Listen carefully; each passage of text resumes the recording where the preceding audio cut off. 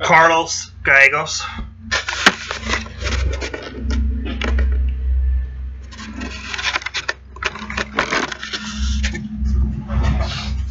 Alright, today I'll be giving a speech, an informational speech on nature versus nurture, environment versus genetics, and what has a bigger effect on children or us as becoming adults. I just want to give you the basics on it and kind of go from there. The first guy I want to talk about is an individual by the name of John Locke. John Locke was really big on that the environment affects a person more than genetics. He's actually given credit for a term called blank slate, which is kind of funny because he didn't really, never said blank slate in his book or his research, but what he did say is that a mind is like a blank piece of white paper with nothing on it, and that paper gets written on and filled through experiences. So in John Locke's theory, he says you can give him a newborn child, and as long as there's not any outside influences, he can train that child to be whatever he wants it to be, or to be like him. Another gentleman is Steven Pinker, and Steven Pinker, he believes the opposite. He thinks that it's genetics and not the environment that makes us how we are or what we are.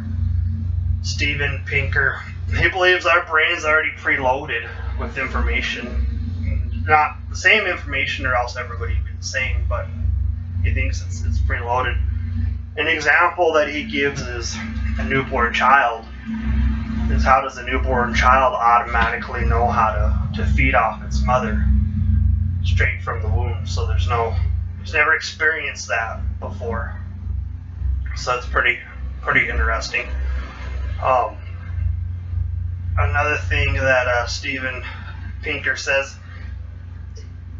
he says that it's common sense that genetics is involved. He says anybody that's a parent can tell you that genetics is involved, because you can have two children that are raised in the same home, the same environment, but they're total opposite. Maybe one of them gets in a little bit of trouble and the other one doesn't get in trouble. Maybe one's a straight A student and one's barely a C student.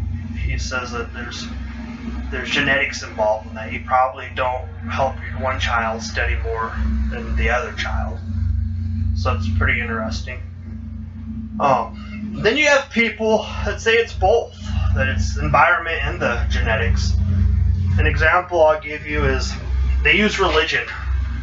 So they say if you have a family that both parents are devout Catholics and they take their children to church every Sunday, Catholic church, well, that environment is going to influence these kids to be Catholics and go to church every day. But they say genetics may determine how religious that kid is.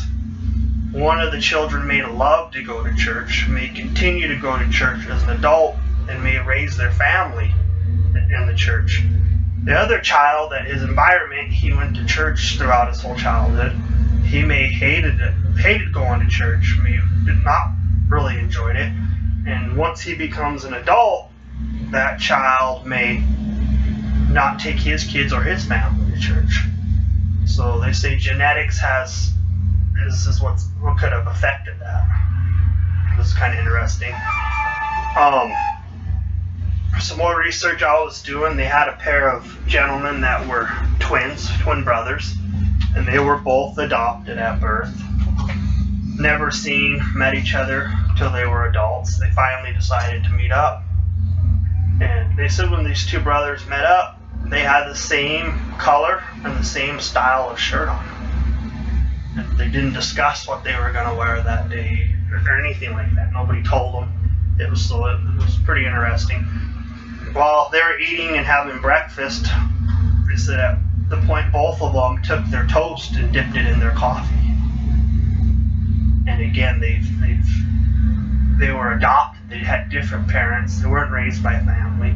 They've never seen each other do that.